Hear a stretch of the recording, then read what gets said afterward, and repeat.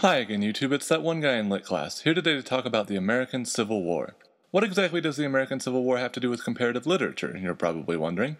Well, in the immediate wake of the war there was a play, mostly forgotten now, written by an ex-Confederate officer. This play provides us with a fascinating look at how literature can be used to frame an idea, and what kinds of things are gained and lost when doing this. Before we get to the play, let's talk history for a moment. The American Civil War was fought from 1861 to 1865 between the northern United States, aka the Union, and the southern United States, aka the Confederacy. The motives behind the Civil War were complex and varied, and we'll get to some of them in more depth later. But for now, let's say that slavery, taxes, and the power of the central government all played a part in the lead up to war. About 620,000 American soldiers died in the war, more than in any other war America has fought before or since. After the Union won the war, the country began a period known to historians as Reconstruction. This period is generally seen as having two distinct parts. The first part began in 1863 in conquered Confederate territories, where President Abraham Lincoln and later President Andrew Johnson presided over the reintegration of former Confederate territories into the Union. This phase of Reconstruction is generally seen as the milder of the two. Lincoln especially is known for wanting to repair the Union as quickly and peacefully as possible, and often Southerners who had served in the war against Lincoln's own armies were allowed to serve in governments of the newly conquered states.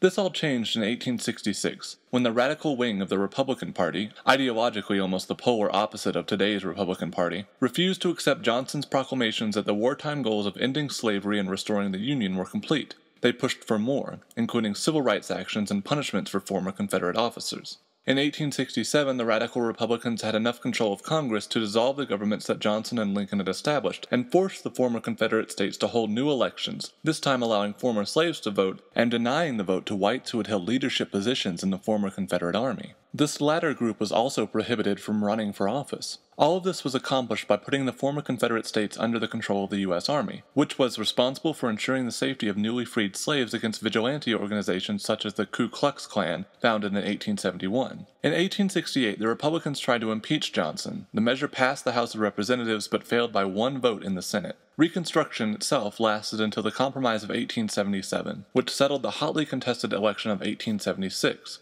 The Southern Democrats, again almost the polar opposite of today's Democrats, complained that the election was rigged and threatened to march on Washington, D.C. What happened next is not very well documented, but the result was that an agreement was formed in which the Southern Democrats would accept the Republican candidate Rutherford B. Hayes as president in exchange for the removal of federal troops from their states. This was done, and Southern states quickly began the process of disenfranchising blacks and poor whites once again. The first Jim Crow laws were in effect by the end of that same year, and many would remain in effect until the Civil Rights Act of 1964. As you can see, this was a pretty volatile time in U.S. history, and this is definitely reflected in the drama we're about to discuss. The play, called The Tyrant of New Orleans, was written by an ex-Confederate officer, whose real name is lost to us. It was published in 1873 and is one of the few Southern plays written around this time to survive today. It is available for free viewing through the Library of Congress, link in the description. The play tells the story of the fall of New Orleans in 1862 and the immediate aftermath, and incorporates enough historical evidence to suggest that the author was either in or around New Orleans at the time of its fall, or at least got the information from someone who was. The play opens with the capture of the city and the installment of the Union General Benjamin Butler as governor. The play's action continues over a number of days as Butler attempts to bring the citizens under Union control through a series of political maneuvers. The play immediately establishes General Butler as both a corrupt elitist and a buffoon.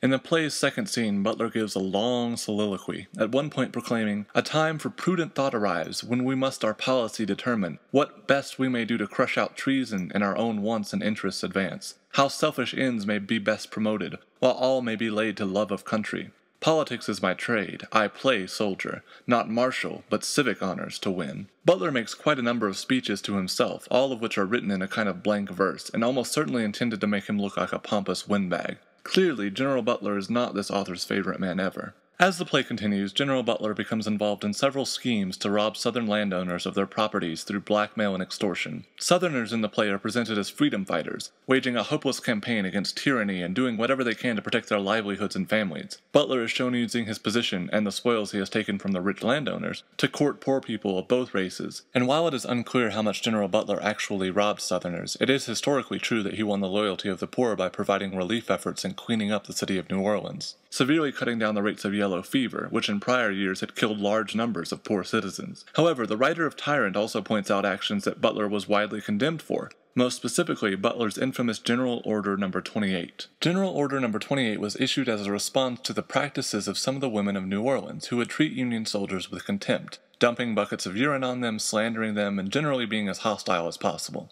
The soldiers couldn't react because of both cultural and military prohibitions against harming ladies, and so it became a stalemate, with the Union soldiers forced to endure whatever was, quite literally in some cases, thrown at them. This changed with Order 28, which declared that any woman who, quote, by word, gesture, or movement show contempt for any officer or soldier of the United States, she shall be regarded and held liable to be treated as a woman of the town plying her avocation. In other words, any woman who protested the occupation would be considered a prostitute, and therefore not protected by any code of decency.